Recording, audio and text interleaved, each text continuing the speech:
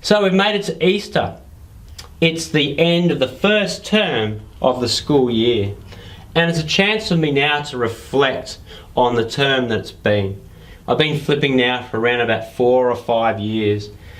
Importantly, it's an iterative process, so every year it improves and I modify the process to become more precise.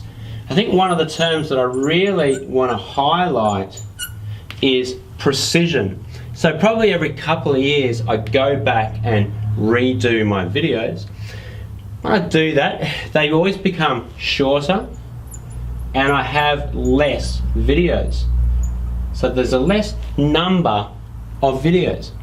They tend to become more precise, more specific and more accurate. As well as that though, when I'm lesson planning or unit planning, I no longer think about the video first. What I do is think about what do I want the students to do. So it's very much about active learning. You know, I think that I'm very lucky in that I'm a science teacher. So inquiry is a huge opportunity for us in science. So students construct their own version of knowledge through active learning. So what that means is that often I still do videos for students to interact with the new knowledge, but they're often not the first exposure to new content. What I like to do is actually put an experiment or an inquiry first, so the students inquire, make observations and have a go at constructing their own version of the knowledge. The content then becomes an opportunity to reinforce or address any misconceptions. But we want that cognitive dissonance between what the students think and what they observe through their inquiry, and that allows them to actually construct their own version of knowledge. One thing I want to tell you is that beginning of the year I get data on my students from previous years and look at the results in science and maths and English in their previous years, but then I promptly forget that information as I start teaching my class. And as I get to know the students over the first 3 or 4 weeks, I then start to form my own opinion of their ability. And often I make predictions about those students that I think are going to get A's and B's, etc.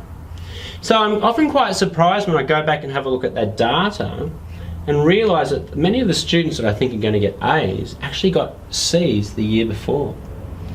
And I can just now tell you that my students have just done their end of term assessment, and sure enough, those students that I predicted were going to get A's got A's. So they were getting C's last year and now they're getting A's. Why? Well, it made me start to reflect on what it is about the flipped learning pedagogy that allows these students to thrive. And certainly one of the most important parts is the fact that it's active learning. It's student-centered learning. So it puts the student at the center of their learning. Instead of having the teacher at the center of the learning, the students at the center of their own learning. The students construct their own knowledge through active learning. Of course, the other things are, it's about differentiation. So perhaps some of those students were getting C's last year, perhaps learn at a slower rate. So they're able to pause and rewind and go back and watch the videos again, and they're not beholden to the speed of the class.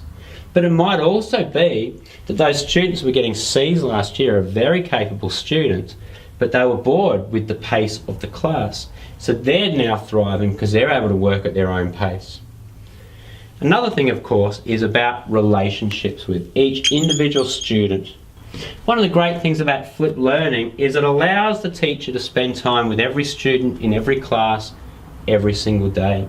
And I guess these are probably linked really, because what flipped learning does is allows me to spend the most time with the students that need the most help.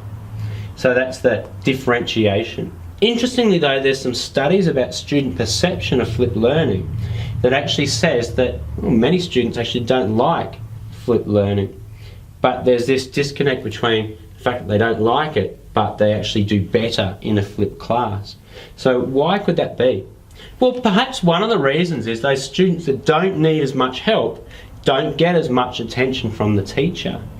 Maybe, you know, the high flyers in a normal class, they're the ones putting up their hand and answering questions, so they're always getting that help from the teacher.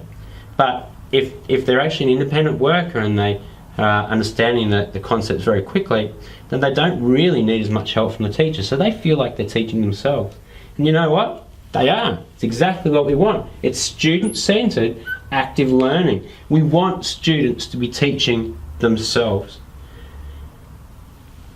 The other reason could be that in a lecture style, students are passively listening to the teacher, and of course it makes sense when the teacher explains it. But in the active flipped learning classroom, the students are actually doing the hard stuff, the messy, hard part of learning in the classroom, and they're realizing, oh, it's actually a bit harder than they thought. So sometimes people don't like flipped learning, some students don't like flipped learning because it's actually harder. They have to work harder. But ultimately, year on year, I find that student performance improves in a flipped classroom, and I think it's for these reasons. My final reflection is the fact that it's not about the videos, it's about the active learning. So when I start my unit planning, I think firstly about what do I want students to do, what I'm going to get students to actively do in the classroom, and then where can I put short, precise videos through that learning cycle as required. Sometimes it's not required at all. But ultimately, there's very little requirement for me to stand at the front of the class and lecture in a teacher-centered environment. It just doesn't seem to work as well as a student-centered, active learning environment.